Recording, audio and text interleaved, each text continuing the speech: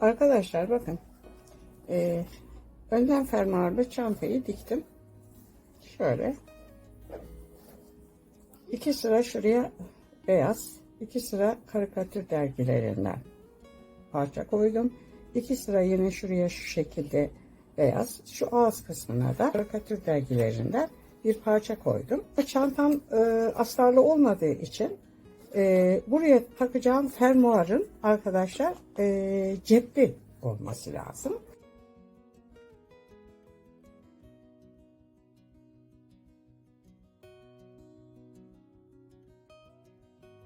O cepli fermuar içinde arkadaşlar şu şekilde çantamın içine uyacak boyutta 15-17 ölçülerinde 2 tane böyle kumaş kestim.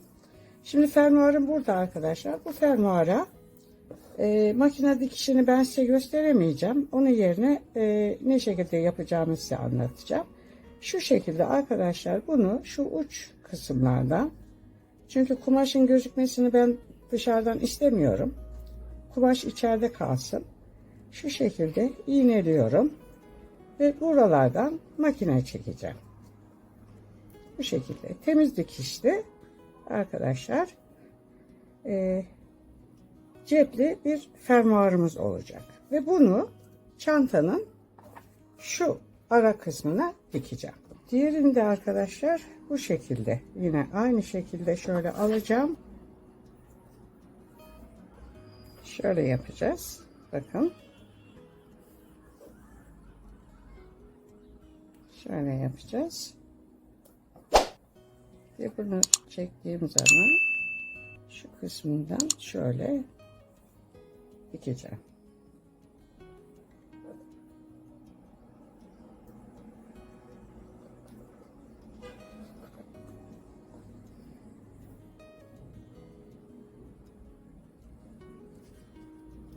İz bıraktım arkadaşlar şurada.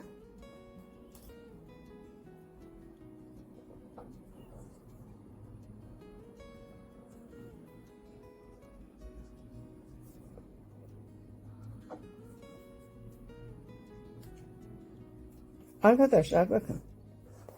Şimdi bu kısmını bu şekilde iğneledim. Diğer tarafını da böyle tersten iğneledim. Yani bir buradan böyle dikiş çekeceğiz. Bunu böyle yatıracağım. Sonra bunu da direkt buradan böyle dikiş çekeceğim. Sonra yan taraflarını birleştireceğim. Bunların resimlerini de çektim arkadaşlar. O resimleri de videonun içinde paylaşacağım. Arkadaşlar bakın. Makine dikişimi çektim.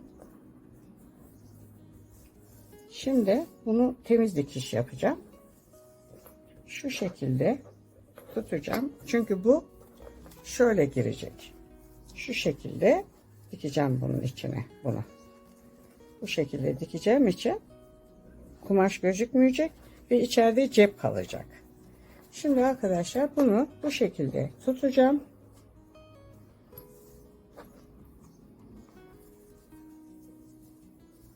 Şu şekilde bunu temiz dikiş dikeceğim arkadaşlar. Temiz dikiş dediğimde şöyle olacak. Bu şekilde.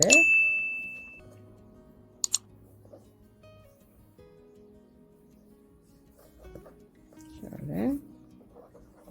Burası da böyle kalacak.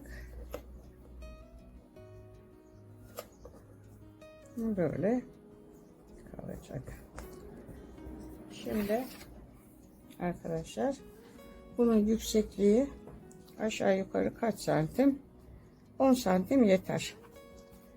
Şuradan itibaren şu fermuarın şu kısmından itibaren arkadaşlar şuraya kadar dikmem gerekiyor. Şöyle biraz da temiz dikiş olacak. Demek ki şuradan itibaren şöyle dikeceğim. Şöyle dikeceğim.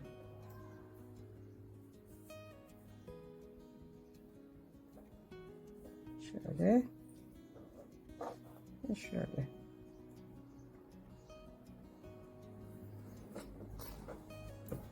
Şu şekilde arkadaşlar. Şöyle dikeceğim. ve şöyle. Şuradan çektim, buradan çektim ve buradan çektim makineyi. Şu uç kısımlarını çekemedim. Çünkü buralar fermuar olduğu için makinemin iğnesini kırdı. Bakın arkadaşlar, şu şekilde. Şöyle cep yaptım. Bunu temiz dikiş haline getireceğim. Şimdi şu kısımları arkadaşlar elle dikeceğim. Önce şuraları bir kesmem lazım. Temiz dikiş çekeceğim çünkü.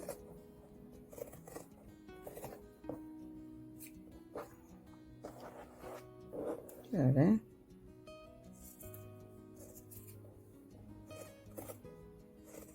Şuraya kadar kesmiyorum arkadaşlar. Diktikten sonra keseceğim. Elimle dikeceğim orayı çünkü. Çünkü orada fermuarı çıkar, bir daha takamam. Bu şekilde, bakın. Bu şekilde olacak arkadaşlar. Bakın diktim. Şu kısımları elimle diktim. Çünkü benim makinem eski olduğu için bu fermuarı dikemedi. Şimdi bunu temiz dikiş yapacağız. Temiz dikiş yapmak için şöyle bunu tersini döndürüyorum. Tekrar bu şekilde. Şöyle döndürüyorum arkadaşlar. Şimdi bu kısımlar içeride kalacak. Şu uç kısmını şöyle itelim. Şöyle. Şu kısmı da şöyle itelim.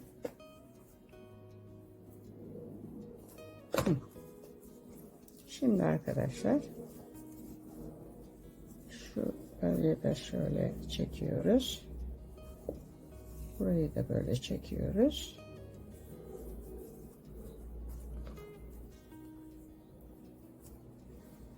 Bakın. Şimdi fermuarı şöyle çektiğim zaman bu kapanır. Görüyor musunuz? Tam kapatmıyorum çünkü açmam lazım bunu tekrar. Şu şekilde bakın. Şu kısımları şöyle makine çekeceğim bu kısımlarda tekrar. Ki o şeyin dikiş iplikleri çantanın içinde gözükmesin. Bu şekilde ince bir dikiş çekeceğiz buraya.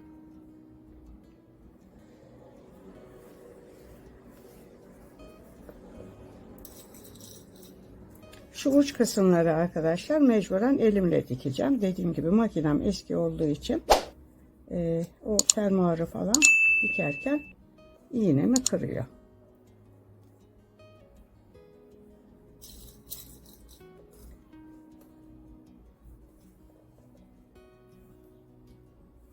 Bakın şu kısımları şöyle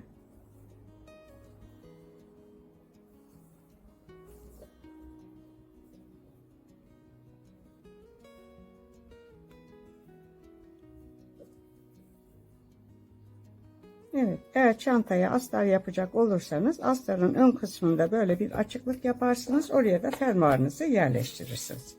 Şimdi arkadaşlar bakın iğneledim. Şu kısımları elimle dikeceğim. Şu uç kısımları. Şimdi şu şekilde şöyle ve şöyle buna şu vaziyette şöyle makine dikişi çekeceğim ve döndüreceğim. Bu şekilde makineyi çektim. Şu kısımları dikiş makinesiyle çektim. Şu kısımları da dediğim gibi dikiş makinem eski olduğu için elimle çektim. Ve şimdi bunu temiz dikiş yaptığım için döndürüyorum.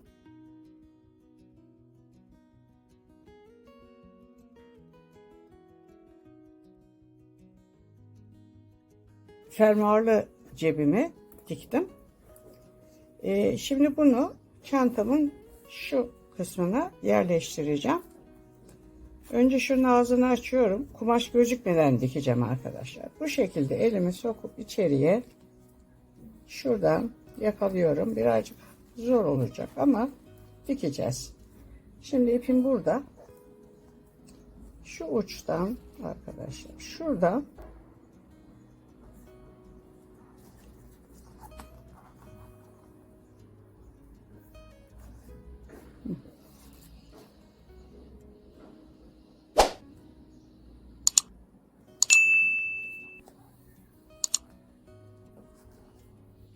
şurada şöyle giriyorum. Bakın. arkadaşlar. Burası tuttu bakın. Şu kısım tuttu. Gördünüz mü? Bunu böyle çekiyorum. Hani kumaşın gözükmesini istemiyorum. İsterseniz kumaşı gösterebilirsiniz de. Ama ben göstermek istemiyorum. Şöyle küçücük bir çentikle tutturuyorum buraya. Bakın. Ve şuradan şöyle tekrar dikiyorum. Bu tarafa dönüyorum. Şöyle tekrar buraya giriyorum. Şöyle küçük bir çentik atıyorum.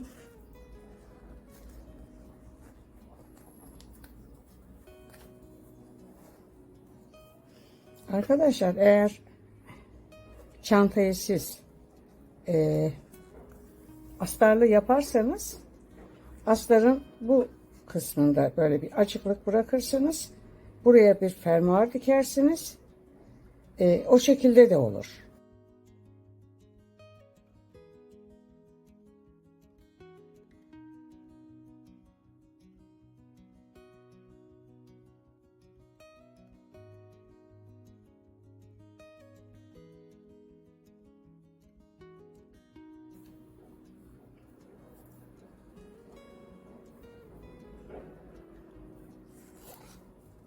Bu şekilde.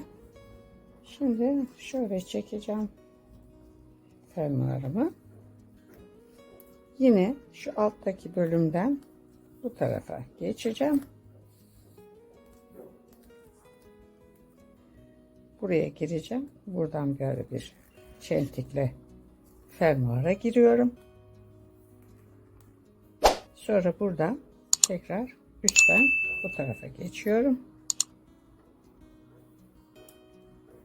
Tekrar bir çentikle buraya giriyorum.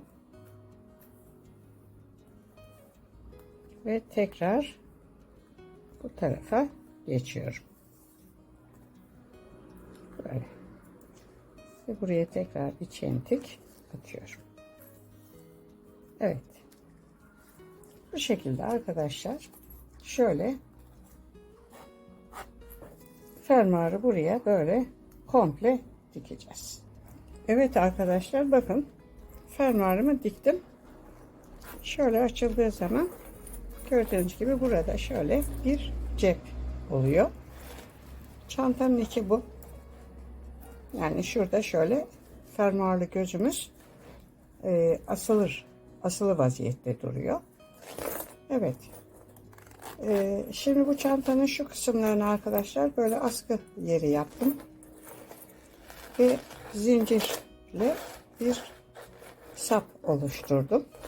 Şu kısmına da arkadaşlar herhangi bir işlem yapmadım. İsterseniz siz buraya mıknatıslı kilit de yapabilirsiniz. Ya da çıt çıt da yapabilirsiniz. Artık o sizin keyfinize kalmış bir şey. Evet arkadaşlar. Önden fermuarlı çantanın yapımı burada sona erdi. Videomu beğenmeyi, kanalıma abone olmayı unutmazsanız sevinirim.